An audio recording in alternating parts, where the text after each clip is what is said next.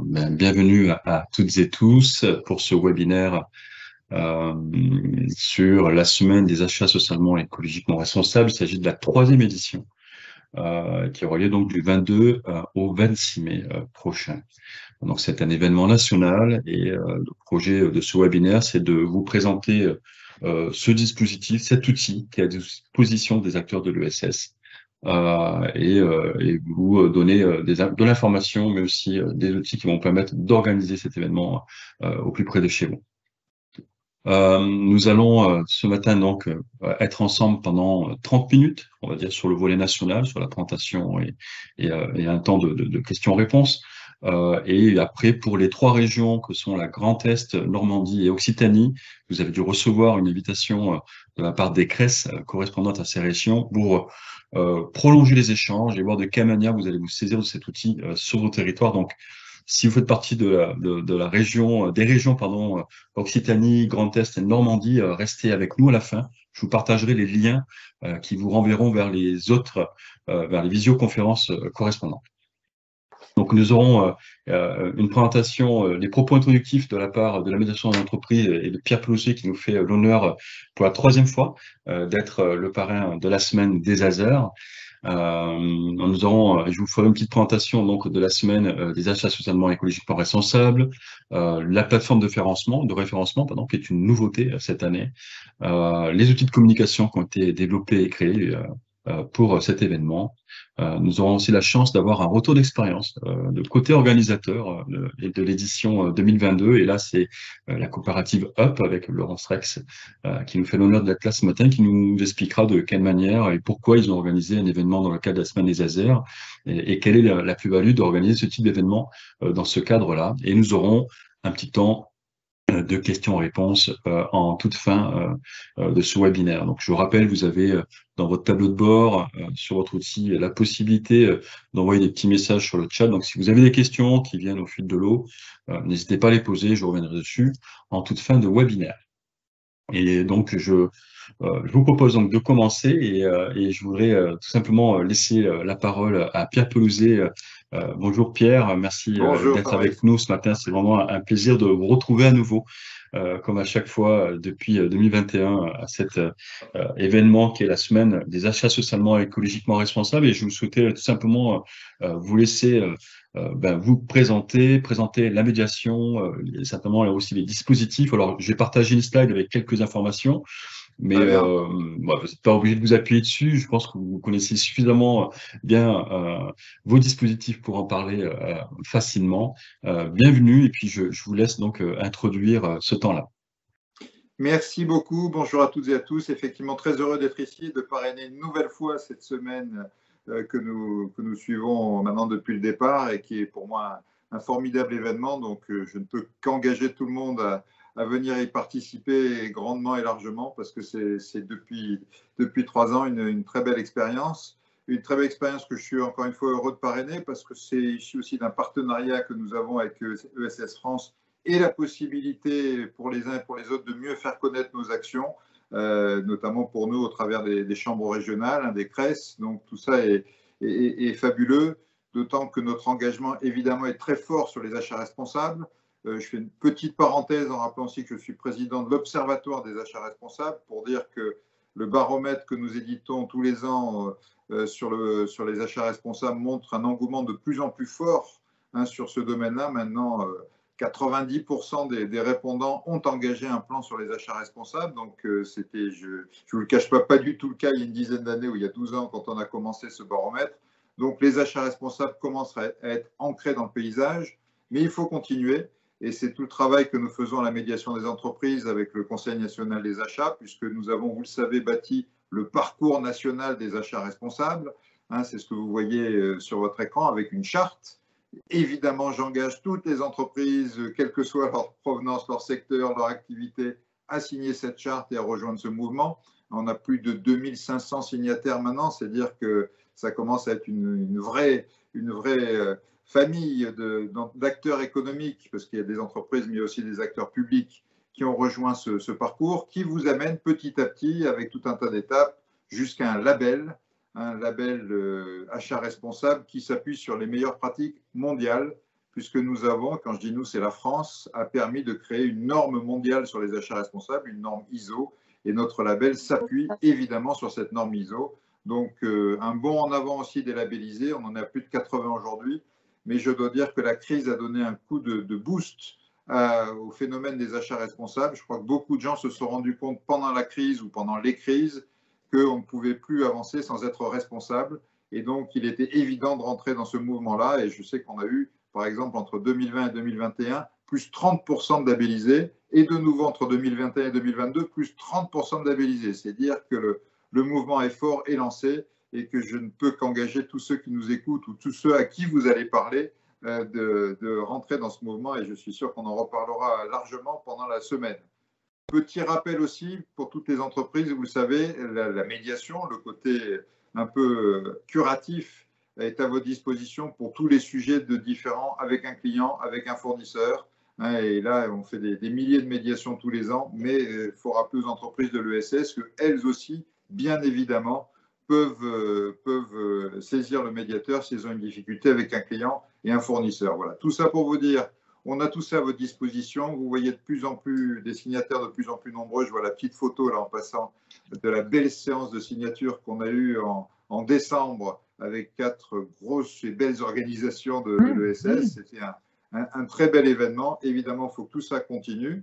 Pour tous ceux qui sont signataires, dernier point, ou labellisés, nous réunissons 2 fois par an tous les acteurs. Donc, pour ceux qui ont signé ou qui vont signer dans les jours qui viennent, sachez qu'il y aura un rendez-vous le 29 mars à Bercy ou en distanciel pour ceux qui ne peuvent pas venir, ce qu'on appelle la réunion du comité du parcours national des achats responsables. Et d'ailleurs, il est prévu une intervention du directeur de la CRES Île-de-France. Donc vous voyez, nous continuons notre parcours ensemble en partenariat. Voilà, donc je conclue en disant bravo encore une fois pour cette semaine ASER et très heureux, je le redis, d'être le parrain et de l'accompagner tout le long des semaines et des mois qui viennent jusqu'au mois de mai. Ben, merci beaucoup, Pierre. On est très heureux aussi de partager ces moments avec vous et votre expertise, bien évidemment. Alors, je sais que vous avez une réunion qui doit suivre, donc sentez-vous libre de rester le temps qu'il faut avec nous si vous avez envie de rester, et puis de partir au moment voulu. Merci beaucoup, Pierre. Donc, discrètement, mais bonne journée à toutes et à tous. Très bien. Merci beaucoup, Pierre. Du coup, je vous propose de continuer. Rentrons dans le dur. La semaine des ASER, des achats socialement et écologiquement, qu'est-ce que c'est? Alors, c'est vrai que c'est l'acronyme ASER, il peut un peu accrocher les oreilles, mais qu'est-ce que c'est? Donc, il s'agit en fait d'un temps annuel qui encourage les professionnels, et notamment des achats, à privilégier leurs achats de biens ou de services en ayant recours aux structures de l'économie sociale et solidaire. Alors, quand on parle d'économie sociale et solidaire, bien évidemment, c'est largement, parce que c'est vrai que ça sous-entend souvent les acteurs de l'inclusion, mais sur l'aspect statutaire, c'est beaucoup plus large que les acteurs de l'inclusion. À qui s'adresse-t-elle? Bien évidemment, dans un premier temps, aux acteurs eux-mêmes de l'économie sociale et solidaire dans leur quotidien. En fait, durant cette semaine, toutes les structures de l'ESS sont invitées et encouragées à mobiliser et à organiser des événements pour se faire connaître et sensibiliser les professionnels qui souhaitent en savoir plus sur l'ESS. Et la deuxième partie, ce sont les acheteurs professionnels, qu'ils soient du public ou du privé. Ça devient un outil qui est un bon moyen de comprendre et découvrir tous les aspects de l'économie sociale et solidaire au travers de ces événements qui sont développés par les structures et les organisations de l'ESS. Elle permet donc d'informer et d'outiller efficacement les acheteurs professionnels à mieux appréhender les achats socialement et écologiquement responsables. Donc, la semaine des ASER, pardon, est un outil qui a été créé récemment, on l'a créé en 2021 et c'est une initiative de ESS France avec les CRES. Et là, vous avez juste quelques chiffres qu'on vous partage. Pour l'édition précédente, il y a eu 67 événements qui ont été organisés et il y a eu un impact sur 6380 participants. Donc ça, c'est du déclaratif des organisateurs. Et la particularité de cette édition, c'est que, et je reviendrai dessus un petit peu après, c'est que pour la première fois, elle va battre des ailes toute seule, puisqu'on était intégré dans le cadre du mois de l'ESS qui a lieu chaque année au mois de novembre. Et la semaine des ASER était une semaine thématique dans le cadre du mois de l'économie sociale et solidaire. Et donc cette année, elle aura bien lieu donc du 22 au 26 mai 2023. Donc, comme je disais, une initiative coordonnée par ESS France et animée par les CRES. Donc, ESS France, ou la Chambre française de l'économie sociale et solidaire, qui est la voie de référence de l'ESS, donc qui représente et porte les intérêts des entreprises et organisations de l'économie sociale et solidaire et fédère les organisations nationales de l'ESS représentant les différentes formes statutaires, donc associations, coopératives, mutuelles, sociétés commerciales, fondations, il fallait oublier. Donc, ils souhaitent s'investir dans ces activités. Et bien évidemment, vous avez les chambres régionales qui intègrent dans un collège ESS France et qui sont l'incarnation d'ESS France en région. Et elles assurent donc ces missions sur les territoires. Et dans le cadre de la semaine des ASER, les CRES mobilisent les acteurs et actrices de l'ESS et appuient dans l'organisation de leur événement, élaborent le programme régional et les outils de communication, animent les partenariats régionaux et organisent la médiatisation de tous ces événements. Donc, je ne reviendrai pas sur les petits schémas qui sont partagés, mais vous aurez les supports et vous aurez le temps de les regarder. Je vois le temps qui passe et j'essaie de respecter le timing. Alors, bien évidemment, la semaine des achats seulement écologiques pour commerce responsable s'inscrit dans un contexte qui est favorable, un cadre juridique qui est favorable à l'ESS. On voit bien que depuis 2014, la création de la loi Hamon, la loi ESS, il y a une accélération, et notamment ces 3 dernières années, au travers de différentes lois, une évolution de la commande publique, la loi EGalim, la loi Climat et Résilience, la loi AGEC, le PNAD, qui est le plan national des achats durables, qui est la feuille de route de la commande publique. Et on voit que même cette année, en 2023, il y a un élargissement du périmètre, en tout cas l'abaissement du seuil, qui oblige certaines collectivités à mettre en place un schéma de promotion des achats socialement et écologiquement responsables. Vous avez bien compris que voilà, on retrouve cet acronyme ASER dans ce nom-là. Tout ça pour vous dire que cette année, comme je vous ai dit à l'instant, on sort du mois de l'ESS et on avait la chance de pouvoir bénéficier d'une plateforme qui nous abritait et qui permettait de référencer les événements. Et donc cette année, il nous a fallu créer une plateforme et c'est de ça dont je voudrais vous parler et je vais vous présenter une plateforme qui va permettre de référencer côté organisateur les différents événements, mais aussi aux organisateurs de découvrir les autres événements qui sont planifiés, et de télécharger un guide d'organisation et un guide de communication. Alors, important aussi de vous informer que cette plateforme, c'est un logiciel libre qui permet de créer des annuaires de cartographie collaborative, donc qui s'appelle GoGoCarto. Tout simplement, en fait, on peut faire des cartes à gogo, voilà le terme GoGoCarto, d'où sa provenance. Écoutez visiteur, et je vais vous présenter l'outil juste après, une cartographie qui va permettre de repérer les événements autour de soi, un fil de recherche qui va vous permettre de sélectionner des événements selon vos critères de choix, et la possibilité de participer à des événements à distance, pour en tout cas des événements qui seront organisés en webinaire, comme c'est le cas ce matin. Donc je vous propose, alors peut-être juste avant, pour faire un petit focus sur GoGoCarto, c'est un outil qui est très fonctionnel et qui permet aujourd'hui de supporter plus de 1000 sites internet. Et là, j'ai mis ceux qui sont, on va dire, les plus connus, Transiscope, Zero Waste, le près de chez nous, pardon, la semaine de l'ESS à l'école, et bien évidemment Carteco, qui est aussi un dispositif qui est porté par ESS France et animé par les CRES en région, qui permet d'identifier les acteurs de l'ESS qui sont impliqués dans le secteur du réemploi. Donc, je vous propose de vous partager la plateforme qui va être centrale par rapport à l'organisation de la semaine des ASER. Donc, pour rappel, hein, pour les personnes qui nous ont rejoints, n'hésitez pas si vous avez des questions à utiliser le chat et on y reviendra juste à la fin de ce webinaire pour pouvoir y répondre. Donc, une plateforme relativement basique, j'ai envie de dire, avec une page d'accueil qui permet d'avoir des informations essentielles. Tout d'abord, un moteur de recherche qui va vous permettre, si vous voulez vraiment aller dans le dur directement, d'aller rechercher un événement. Par exemple, si je tape Montpellier, puisque je suis originaire de Montpellier, et que hop là, peut-être je vais essayer de bien l'écrire, et que je clique, je vais avoir une carte qui va s'afficher et qui va faire un focus sur la ville de Montpellier. Alors, il se trouve, bien évidemment, il n'y a pas d'événements qui sont référencés à Montpellier pour le moment, mais on voit que l'outil peut être efficace dès le début. Donc, vous avez la possibilité de faire une recherche directe par rapport à votre géolocalisation. Et c'est à partir d'ici, vous allez pouvoir, en tant qu'organisateur, créer un événement en cliquant sur le bouton Action, ajouter un événement.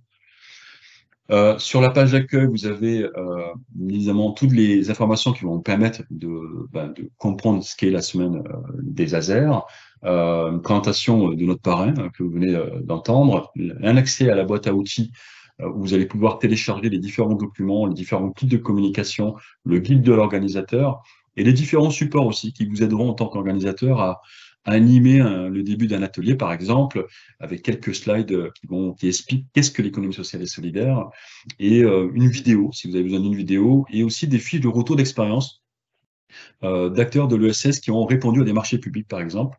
Voilà ce que vous allez pouvoir trouver dans les ressources.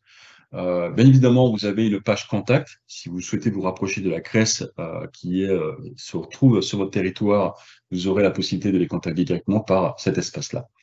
Donc, en cliquant sur la carte, vous avez une cartographie de l'ensemble d'événements qui apparaîtra ici, avec sur le côté gauche un filtre. Donc, vous avez la possibilité soit d'aller cliquer directement sur les événements qui vont être organisés. Alors, vous aurez la possibilité de voir les événements qui ont été validés par les modérateurs. Et vous aurez aussi la possibilité de voir les événements qui ont été créés, qui sont en cours de validation de modération. Ça, c'est aussi intéressant de voir ce qui va arriver. Donc, ils ne seront pas la même couleur. Les événements qui sont validés apparaissent en vert et ceux qui seront à modérer apparaîtront en rouge. Si je clique sur un événement là, qui a été créé par la CRES Nouvelle-Aquitaine et qui aura lieu à Bordeaux, vous avez une fiche d'identité qui apparaît sur le côté. Vous allez avoir un visuel, des informations sur l'événement, un lien d'inscription s'il y a besoin de s'inscrire, les partenaires de cet événement. Il se trouve que c'est INAE et 3AR, le lieu où se déroule l'événement, la date, l'heure.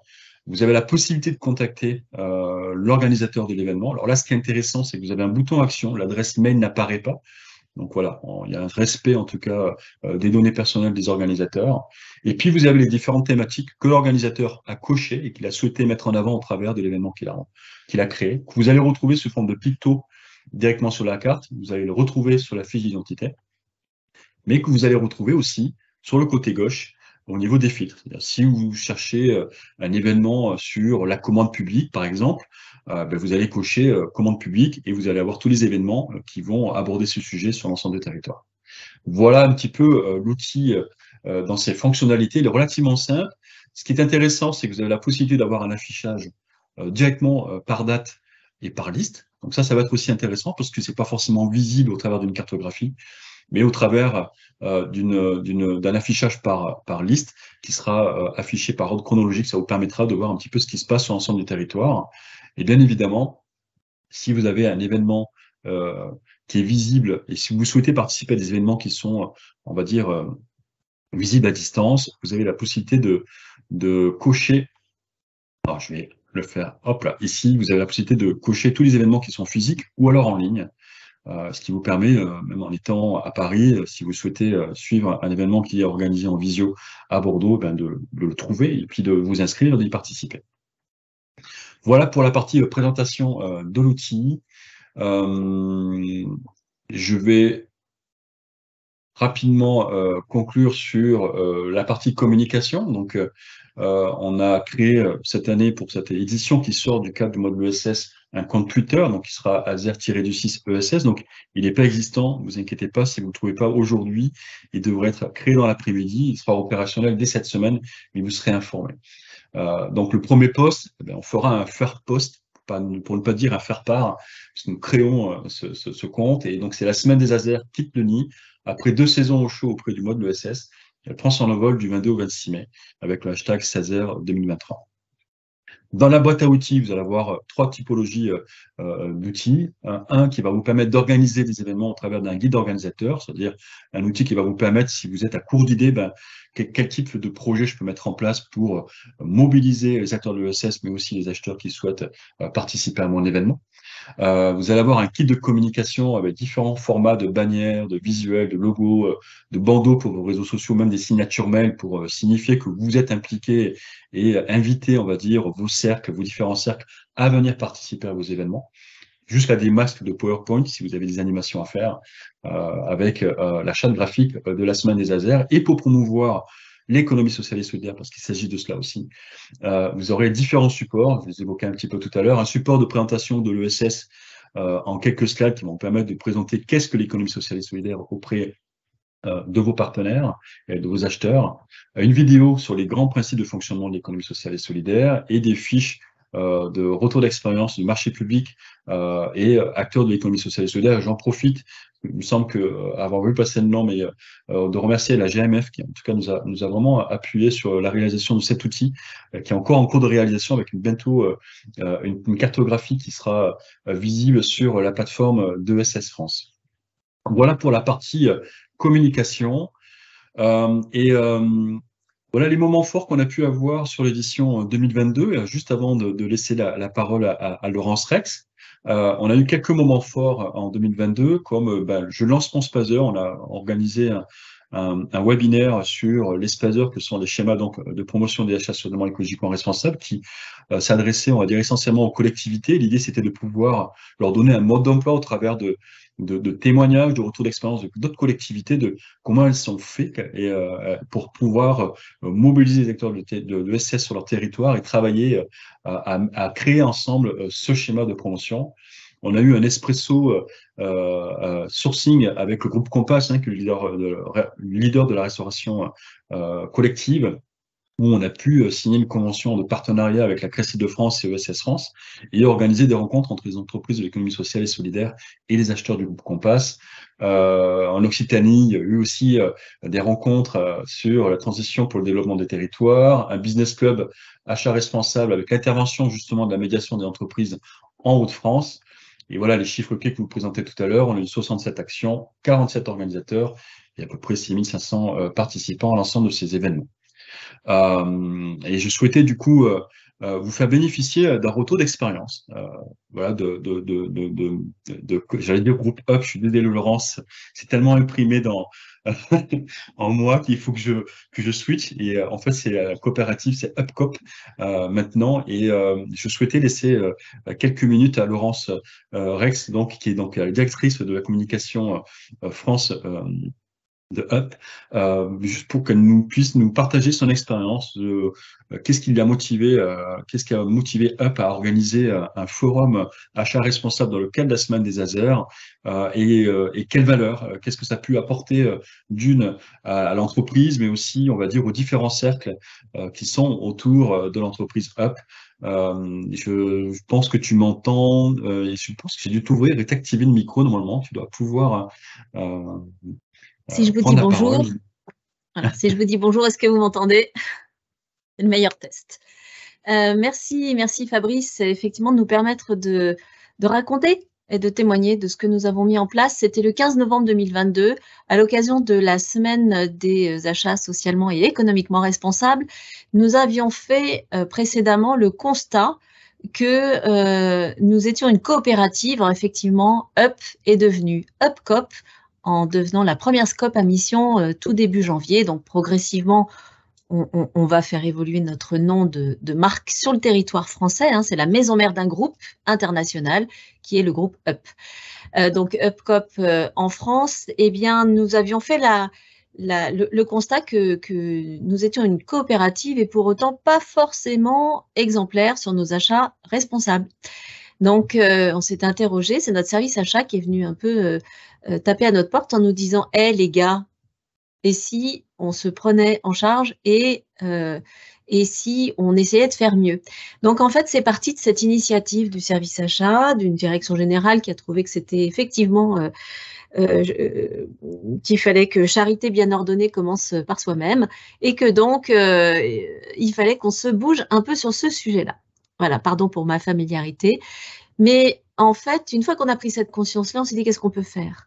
Et on a souhaité, dans un premier temps, sensibiliser nos collaborateurs, nos salariés sociétaires, pour leur rappeler qu'être une coopérative, c'est bien au sein de la coopérative, notamment par la gouvernance, par la modalité et les modes de gouvernance qui sont démocratiques et dont nous bénéficions, mais que c'était aussi important de regarder ce qui se passe dans le monde qui nous entoure. Donc, et que nous avions une responsabilité en tant qu'entreprise de développer nos achats socialement et économiquement responsables. Donc, première prise de conscience, sensibilisation, et on se dit, effectivement, il faut commencer par nos propres équipes. Pour que nos propres équipes, lorsqu'elles sollicitent, lorsqu'elles ont besoin de faire appel à un fournisseur extérieur, elles demandent au service achat de regarder dans toute la palette des entreprises, organisations, associations, quelles sont celles qui peuvent répondre aux besoins sans a priori de type de société ou etc., etc. Donc on s'est dit, il faut qu'on sensibilise. Pour sensibiliser, le forum nous est apparu comme une solution facile à mettre en œuvre parce qu'on s'est décidé, je ne sais plus exactement, mais genre mi-septembre, et il fallait être prêt pour le 15 novembre. Donc, il nous fallait quelque chose de facile à mettre en œuvre, rapide, et dans lequel on puisse d'abord sensibiliser nos collaborateurs. Pour les sensibiliser, ce forum nous a semblé une évidence pour inviter justement nos prestataires et fournisseurs actuels de l'économie sociale et solidaire, et puis d'inviter tous ceux qui sont autour de nous. Notre siège social est à Gennevilliers. Il y a un certain nombre d'acteurs dans notre voisinage que nous avons pensé, solliciter, inviter pour qu'ils puissent venir présenter leurs prestations, leurs solutions. Donc, voilà, on a réuni ce jour-là nos salariés au siège et 25 entreprises, associations, soit déjà fournisseurs, donc soit qui sont nos voisins, à venir nous présenter leur offre de services. Et on s'est rendu compte de la multitude, de la variété des services qui existent dans l'économie sociale et solidaire. Et on s'est aussi rendu compte en regardant nos fichiers que l'entreprise qui travaille sur notre site internet Magnétique, c'était une entreprise de l'économie sociale et solidaire. Bon, après, on sait qu'on a des associations auxquelles on fait appel pour des travaux plutôt type ESAT. Mais voilà, donc 25 exposants, nos salariés au siège, on est 600 au siège, bah, tout le monde n'était pas là, mais comme on a eu l'idée d'organiser un petit buffet entre midi et 2, on a profité aussi de ce moment de rencontre pour que ce soit un moment d'échange et un moment de convivialité. Voilà, donc mettre en contact nos collaborateurs et des prestataires qui peuvent venir nous aider à apporter des réponses sur des problématiques professionnelles. Donc ça a été la première chose. Et la deuxième chose, nous avons profité de ce moment aussi pour aller à la rencontre et pour faire témoigner notre écosystème et pas forcément des gens avec lesquels on travaille. Donc on a organisé une table ronde qui a été diffusée en direct pour tous les salariés de l'entreprise et puis aussi à l'extérieur et qui a été rediffusée ensuite en replay via nos réseaux sociaux. Et cette conférence, elle avait pour objectif d'illustrer la responsabilité des acteurs de l'économie sociale et solidaire et à soutenir les achats responsables en leur sein. Et donc, nous avions invité Enercoop, Biocoop, et puis excusez-moi, Copadev, voilà, dans une coopérative de développement qui est promue par la CGScope. Et cette table ronde, elle a été animée par Marthe Corpet de ESS France, qui était, parce que je crois qu'elle avait quitté ESS France, responsable des affaires publiques et de l'animation du réseau de l'ESS en France. Voilà, donc double action, une action de rencontre et de convivialité, et une action un peu plus de communication en organisant cette table ronde diffusée et rediffusée. Et voilà, et tout ça au fin de stimuler, de donner envie à tous les acteurs de l'ESS et au-delà, mais en tous les cas déjà à ceux-là, de développer l'intercoopération au sein de l'ESS. Merci beaucoup Laurence. Voilà. Et en effet, je rebondis sur ce qu'elle vient de partager. Hein, ça a été un choix qui a été tardif. Et il se trouve qu'on est dans cette configuration puisque nous ne faisons plus partie du mois de l'ESS. On a des délais qui sont relativement courts pour réorganiser cet événement. Et donc, on se retrouve dans les mêmes types de délais. On a à peu près un tout petit peu plus de 2 mois pour organiser des événements sur l'ensemble du territoire. Donc, tout ça pour vous dire qu'au travers de ces témoignages-là, 2 mois, c'est pas un frein, et le guide d'organisateur va vous permettre de vous donner vraiment quelques pistes, quelques réflexions à nourrir pour pouvoir, avec peu de choses, organiser un événement qui va permettre d'être une caisse de résonance pour nous, acteurs de l'ESS, ou si vous êtes des collectivités, si vous souhaitez justement mettre en avant les acteurs de l'ESS sur votre territoire, d'organiser un événement assez rapidement et de manière efficace. On arrive à la fin de cette présentation. Merci encore, Laurence. Oui. Juste un petit point, je voulais dire à Pierre que depuis, on a signé la charte également et on en est très fiers. Voilà, et j'arrête là. Alors, je crois que Pierre nous a déjà quittés, mais je lui passerai le message. Merci beaucoup, Laurence. Merci beaucoup, Laurence. Du coup, on arrive à la fin, on a un tout petit peu débordé. Alors, j'ai pas vu de questions, j'ai essayé de suivre ça de manière assidue, le chat, mais j'ai pas eu de questions. On arrive quand même dans ce temps-là, donc s'il y a une question, n'hésitez pas à la poser tout de suite, soit levez la main et je vous donne la parole pour que vous puissiez la poser. Sinon, je vais rapidement vous réfléchir en tout cas sur les 3 régions, les 3 CRES qui organisent un webinaire. L'idée, c'est de voir comment ensemble vous allez pouvoir organiser des événements sur votre territoire. Je vous partagerai les liens juste après. Toujours pas de réaction, je pense, en tout cas, vous êtes bien sage. En tout cas, j'espère que ça a été clair, parce que s'il n'y a pas de réaction, normalement c'est clair. Enfin, en tout cas, j'essaie de m'en persuader. Bien évidemment, ce que je ferai, c'est que je vous ferai suivre le document que je vous ai partagé à l'instant et aussi les liens vers, bien évidemment, la plateforme de référencement. Et puis, je reste bien évidemment à votre disposition si vous avez des questions. Donc, pas de réaction. Ce que je vous propose, peut-être, j'ai failli oublier cette slide. Allez, en 30 secondes. Nous sommes au mois de mars, je parlais d'un délai relativement court. Donc là, on est vraiment dans le cadre de la mobilisation des partenaires. Donc nous, en parallèle, nous organisons des GT avec les CRES pour se coordonner, mobiliser et organiser la semaine des ASER. Il y aura une newsletter, la première newsletter qui devrait sortir ce mois-ci, et notamment avec tout le volet com. Bien évidemment, donc, l'ouverture des inscriptions sur la plateforme et la préparation du webinaire que je suis en train de présenter. Avril, implication des acteurs. Après cette mobilisation, il y aura une deuxième newsletter, une campagne de com qui sera relayée largement. Il y aura ce suivi, modération des inscriptions et une structuration du programme. Aujourd'hui, ce sont les acteurs qui vont organiser l'événement, qui conçoivent le programme de cette manière. Nous, en tant que réseau à l'initiative organisateur, nous allons organiser des événements, on va dire, phares, certainement un webinaire d'ouverture de la semaine des ASER sur la commande publique, et puis il y aura des événements de rencontres d'affaires sur l'ensemble du territoire, mais pas que. Et puis au mois de mai, suite à l'événement, vous aurez la possibilité de répondre à un questionnaire côté organisation, en retour de questionnaire de satisfaction. Est-ce qu'il y a des points à améliorer? Parlez-moi longtemps dans le cadre des webinaires, par exemple, pour ESS France. Et puis, vous aurez tous ces retours post-événement. Je vous le glisse, ça reste entre nous, mais pas pour longtemps. On a des perspectives en 2024. Il y aura les 10 ans de la loi ESS, 2014-2024. Mais évidemment, il y a aussi les Jeux Olympiques sur la partie commande publique. C'est pas négligeable. Mais on envisage dès l'année prochaine de faire de la semaine des achats socialement et écologiquement responsables un événement européen.